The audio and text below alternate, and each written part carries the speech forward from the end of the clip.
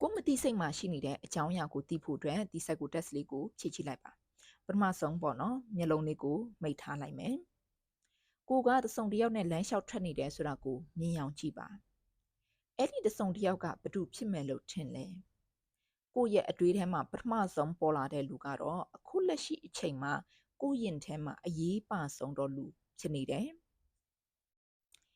ကိုကတော့ထဲကိုဆက်ပြီးတော့လမ်းလျှောက်ထွက်တယ်တနေရာရောက်တော့ဆိုတဲ့အတန်လေးကိုကြားလိုက်ရပြီးတော့တရိစံတကောင်ကရုတ်တရက်ခုန်ထွက်လာတယ်အဲ့ဒီချိန်မှာကိုယ့်ရဲ့ပထမဆုံးတုံ့ပြန်မှုကဘာဖြစ်မလဲခုန်ထွက်လာတဲ့တရိစံရဲ့အရွယ်အစားအကြီးသေးက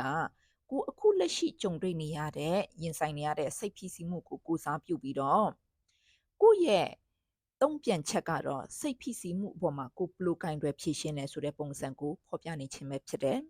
။ကိုကဆက်ပြီးတော့လမ်းလျှောက်ထွက်တယ်။အိမ်လေးတစ်ဆောင်ကိုတွေ့သွားတယ်။အဲ့ဒီအိမ်ရဲ့အရွယ်အစားကဘယ်လောက်ရှိလဲ။အဲ့ဒီအိမ်ရဲ့ဘေးပတ်လည်မှာခြံစည်းရိုးတွေခတ်ထားလား။အိမ်ရဲ့အရွယ်အစားကကိုယ့်ရဲ့လောဘစိတ်ကိုယ့်ရဲ့ဖြစ်ချင်လို့စိတ်တွေကိုကိုစားပြုနေပြီးတော့ခြံစည်းရိုးခတ်ထားတယ်ဆိုလို့ရှိရင်တော့ကိုက close minded ဖြစ်နေတယ်ခြံစည်းရိုးမရှိဘူးဆိုလို့ရှိရင်တော့ကိုက open minded ဖြစ်တဲ့လူဖြစ်တယ်ကိုကအိမ်ထက်ကိုဆက်ဝင်သွားတယ်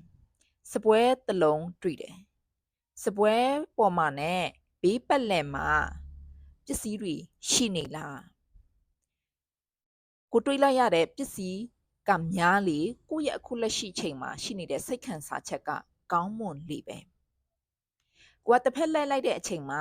ရေခွက်လေးတစ်လုံးကိုတွေ့တယ်။အဲ့ဒီရေခွက်ကဘာနဲ့လှုပ်ထားတဲ့ရေခွက်ဖြစ်နေမလဲ။ကိုကအဲ့ဒီရေခွက်ကိုဘာလှုပ်လိုက်မိမလဲ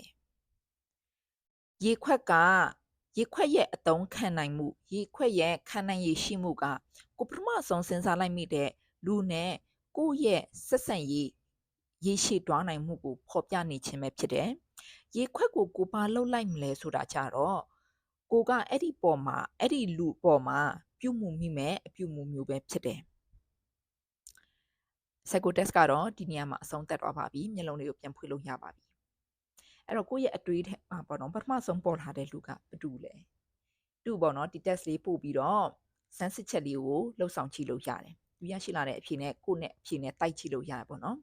အဲ့တော့အခု test ကတော့အပျော်တမ်းကစားတဲ့အပျော်တမ်းဖြည့်စုကြည့်တဲ့ test လေးတစ်ခုပဲပေါ့နော်အဲ့တော့ရရှိလာတဲ့အဖြေပေါ်မှာအရန်ကြီး serious မဖြစ်ဖို့တော့ပြောချင်တယ်ပေါ့နော်Hello အားလုံးပဲမင်္ဂလာပါမီရီကတော့တသက်မီရီဆိုတဲ့ကလောင်နာမည်နဲ့စိတ်ပိုင်းဆိုင်ရာစာအုပ်တွေကိုရေးသားမျှဝေနေတဲ့လူတစ်ယောက်ဖြစ်ပါတယ်တကယ်လို့မိတ်ဆွေအနေနဲ့ကစိတ်ပိုင်းဆိုင်ရာကိုစိတ်ဝင်စားဆိုလို့ရှိရင်တော့မီရီရဲ့ channel လေးကို follow လုပ်ထားလိုက်လို့ရပါတယ်နော်ကဲနောက်ထပ်မျှဝေမှုတွေမှာပြန်လည်ဆုံတွေ့ကြရအောင် see you bye